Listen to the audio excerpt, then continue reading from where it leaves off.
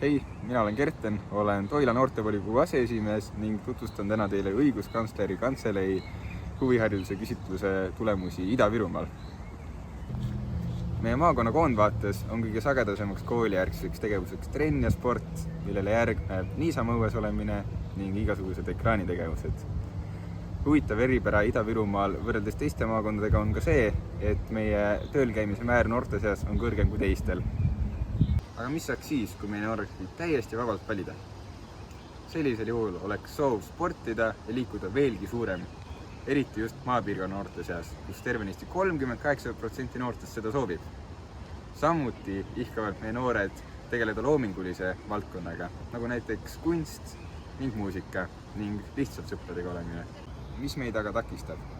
Erinevalt paljudest teistest Eesti piirkondadest pole meie noorte jaoks probleem transport, vaid pikk koolipäev ja koolikoormus, millest tingituna on ka meie noored väsinud ja ei jaksa muude asjadega tegeleda. Ida-Virumaa noorte sõnum on selge. Me tahame olla aktiivsemad ja loovamad, kui meie igapäevarutiin seda täna lubab.